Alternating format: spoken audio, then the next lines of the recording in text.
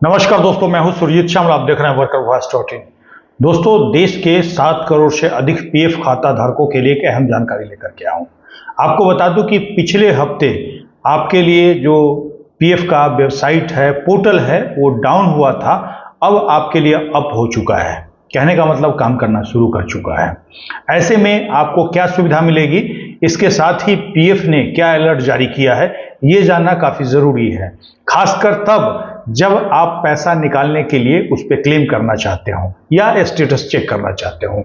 आइए हम इसको स्टेप बाय स्टेप करके जानते हैं। दोस्तों, आप में से जिन लोगों के पास भी पीएफ का खाता होगा, पिछले 1 सप्ताह से परेशान होंगे।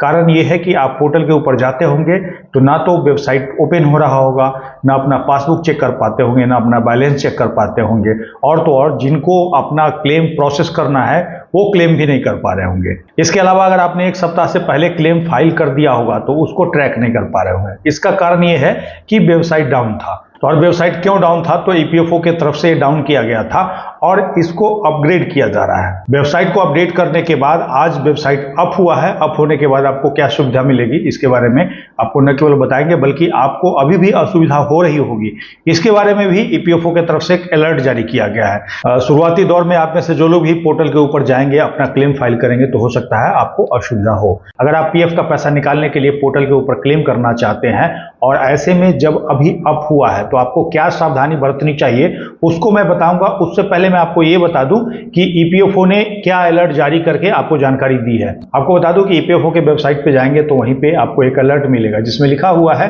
ईपीएफओ ने सर्विस डिलीवरी और मेंबर एक्सपीरियंस को बेहतर बनाने के लिए एक बड़े डाटाबेस कंसोलिडेशन और सॉफ्टवेयर अपग्रेड का काम सफलतापूर्वक पूरा कर लिया है।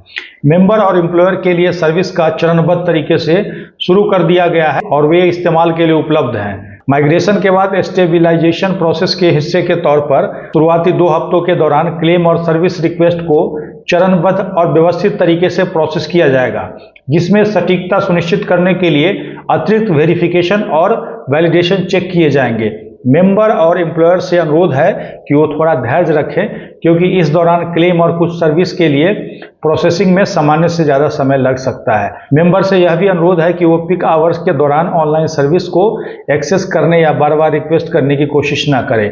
ईपीएफओ सभी मेंबर के धैर्य और सहयोग की सराहना करता है और अपने सभी स्टेक होल्डर्स को सुचारू सर्विस देने के लिए प्रतिबद्ध है। कहने का मतलब अभी पोर्टल को अप कर दिया गया है, लेकिन अगले 2 हफ्ते तक जितने भी प्रोसेस आप करेंगे, कहने का मतलब जितना भी क्लेम करेंगे उसको ये अतिरिक्त वेरिफिकेशन भी करेंगे ताकि कुछ गड़बड़ी ना हो जाए।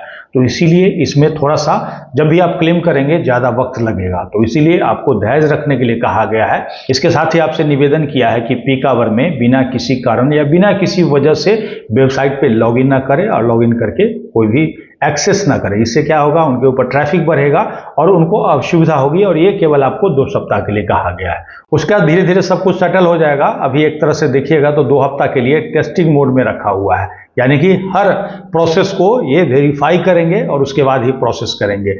ऐसे में आप में से जिन लोगों को भी पीएफ का पैसा क्लेम करना है, उनको मैं यही सुझाव दूंगा कि 2 हफ्ते रुक जाइए, इसीलिए कि अभी टेस्टिंग मोड में है। हो सकता है आप क्लेम करेंगे और आपका क्लेम अटक जाए, उसके बाद आपको कंप्लेन करना पड़ेगा और जो प्रोसेस आपका 15 दिन में हो जाना चाहिए वो प्रोसेस आपका 30 दिन भी लग सकता है।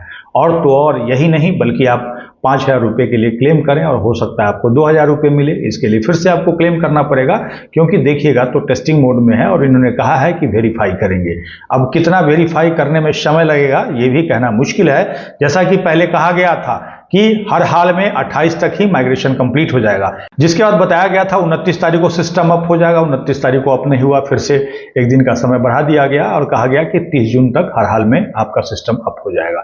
उसके बाद भी नहीं अप होता है, फिर 2 तारीख को और फिर लास्ट में 3 तारीख का डेट दिया जाता है और 3 तारीख को दोपहर में आपका सिस्टम अप हो जाता है। तो हो सकता है 2 सप्ताह का समय दे रहे हैं, तो हो सकता है ज़्यादा भी समय लग जाए, इसीलिए थोड़ा सा धैर्य रखने की जरूरत है। और तो और जैसा कि सवाल था ईपीएफओ की तरफ से सिस्टम अपडेट होने के बाद क्या सुविधा मिलेगी, तो इसके बारे में ईपीएफओ की तरफ से अभी यही बताया गया है कि सिस्टम अपडेट कर दिया गया है और इसके बारे में अभी कोई डिटेल में जानकारी नहीं दी गई है। आगे डिटेल में जानकारी दी जाएगी तो हम आपके लिए जानकारी लेकर के आएंगे।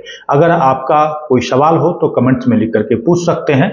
अगर आप हमें फेसबुक पे देख रहे हैं तो पेज को लाइक करेंगे, यूट्यूब पे देख रहे हैं तो चैनल को सब्सक्राइब करेंगे, वीडियो को अधिक से अधिक शेयर करेंगे ताकि अधिक से अधिक छात्रों तक जानकारी पहुंच पाए। इसके साथ ही विदा लेता हूं, जल्द ही एक नई जानकारी के साथ मिलते हैं। धन्यवाद।